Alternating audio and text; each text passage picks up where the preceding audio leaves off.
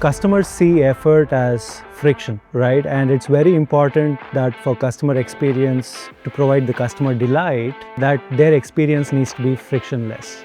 Even if you look at it across customer service, there's an estimate, they actually estimated that about $3.8 trillion was the loss because of customer dissatisfaction, customers switching away across multiple businesses. Solving problems even before the customer realize that they exist, it is truly magical.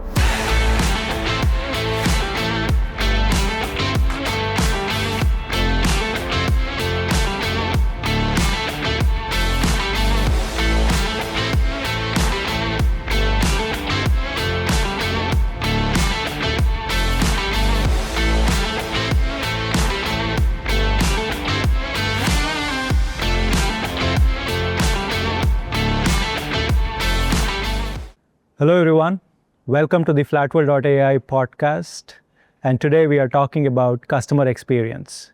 We have with us David Antony, who is the President and CEO of Flatworld Solutions. Welcome, David. Thank you, Vish. We also have Nitesh Kumar, who is the VP of Call Center Services, Flatworld Solutions. Welcome, Nitesh.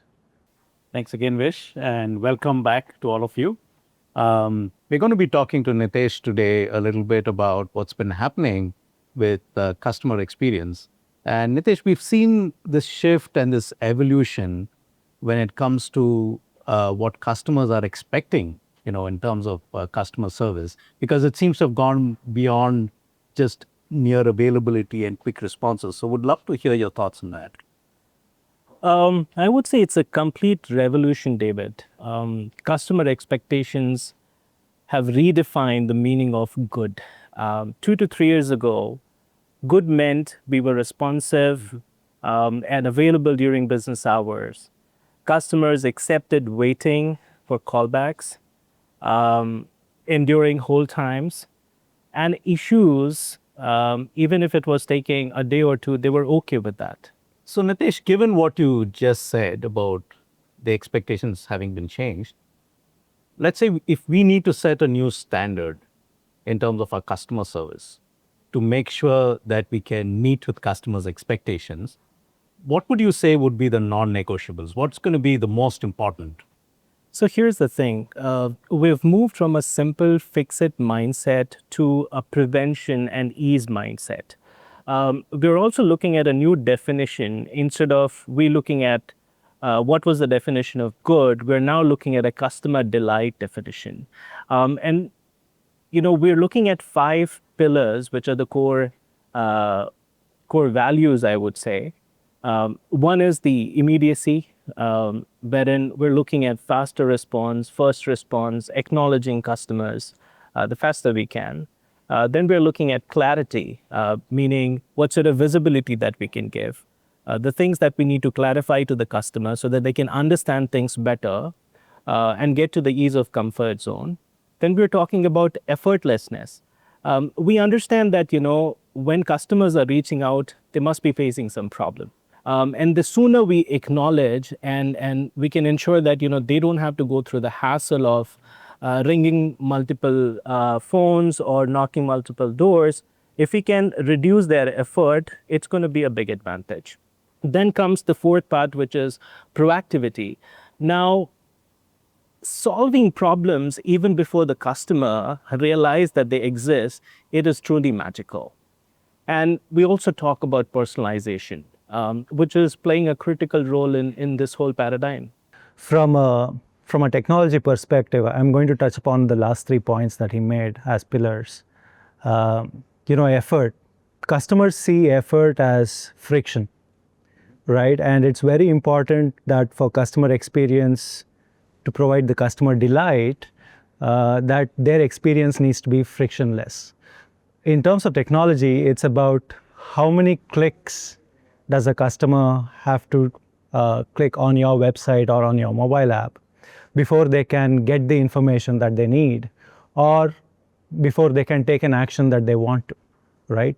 And even the scores, earlier we would talk about customer satisfaction scores to see how delighted the customer is. But these days, organizations are talking about customer effort score. and they're talking about how they can reduce it to near zero as possible, right? So that's the shift that we have seen. And regarding proactiveness, right? Like he said, many a times the customers will be like, hey, you already knew this problem existed. You know how to solve it. So why don't you solve it before I come and talk to you about that problem? So a lot of organizations are working towards proactiveness and personalization. We live in the age of AI and data, right? So we know the previous interactions, the history of interactions that the customer has with this organization. It's not just about customer service, customer support interactions. It could even be your sales cycle, right? Or their wish list. You know exactly what the customer is interested in, what they're looking at again and again, and what are the typical problems that they usually face or typical questions they have regarding the product. So using all of this information, you can personalize the experience for each of your customer. And I think technology, the AI technology plays a very important role there with that. I would love to see more of that implemented, because I was just recalling just before I came on this trip, I called the bank because I needed to add one more person and, give them authorization to do some transactions. And I went through the standard security screening, and, they asked all of those questions. They verified me. I stated all that I wanted. And they said, after all of that, they said, oh, I'm sorry, but that's handled by a different department. So I said, okay. And they transferred me to another department. And I went through the same process all over again. And believe it or not, it took 4 transfers. And I was really frustrated. If it was anything else, I would have switched my service. But it took 4 transfers before I could finally get what I want done. And to think about it, even if you look at it across customer service, there's an estimate. They actually estimated that about $3.8 trillion was the loss because of customer dissatisfaction, customer switching away across multiple businesses. And that's increased by 22% compared to the previous year. So this statistic was 2025. So between 24 and 2025, there was a 22% increase in this. So it seems like, yes, there has been issues with satisfaction, but customers are getting more and more sensitive to it. And therefore, for a business to be able to deal with situations like this, we need to be proactive and we need to be able to deal with this better.